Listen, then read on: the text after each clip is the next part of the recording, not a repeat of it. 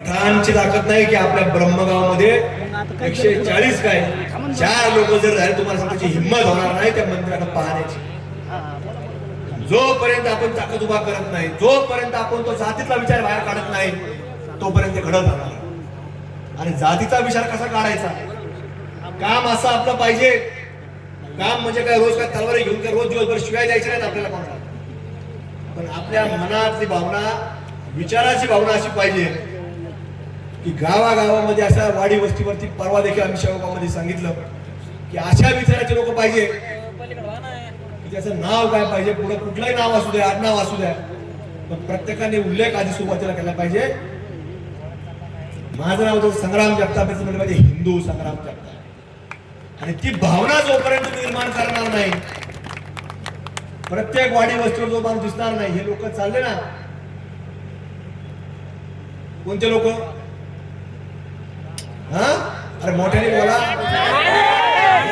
जात असतील, एखाद्याने चुकून जरी तुमच्या घराकडे पाहिलं तरी त्यांनी सांगितलं पाहिजे उधर देख मग, उधर हिंदू राहता है. ही भूमिका तुम्हाला सांगतो प्रत्येक व्यक्तीने ही स्वीकारली पाहिजे. पण आपल्याकडे ती गोष्ट होत नाही.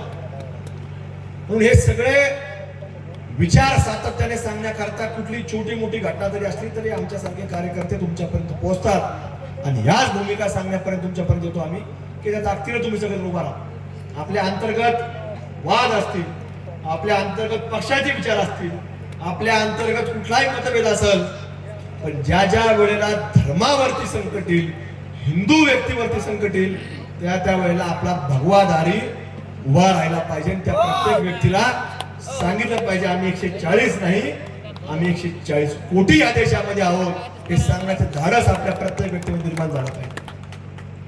म्हणून हेच सांगण्याकरता आम्ही तुम्हाला आलो. मी अधिकचा वेळ काही घेणार नाही महाराज, आता बराच उशीर झालेला आहे.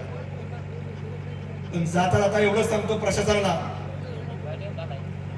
की तुमच्या प्रत्येक अधिकाऱ्याने जे हिंदू म्हणून टार्गेट लावलेलं आहे ते तुम्ही जर थांबवलं नाही तर याचे निश्चित दुष्परिणाम हे आपल्याला सुद्धा भोगावं लागतील.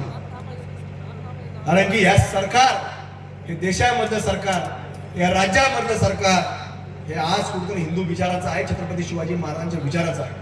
आणि त्याला जर धक्का लावण्याचा प्रयत्न जर आपण कोणी करत असाल आणि जाणीवपूर्वक जर टार्गेट करत असाल तर निश्चित रूपाने तुम्हाला सांगतो की आमचा एखादा तरी युवक हा छत्रपती शिवाजी महाराजांचा विचार निर्माण करल आणि बघता बघता एखादा तरी तुम्हाला सांगतो शाहिस्त खान या भूमीमध्ये केल्याशिवाय राहणार नाही. हा विश्वास या निमित्ताने सगळ्या जनसमुदायाकडून आपल्यापर्यंत व्यक्त करतो आणि आपली सर्वांची रजा घेतो. धन्यवाद. जय हिंद, जय श्रीराम, जय शिवराम.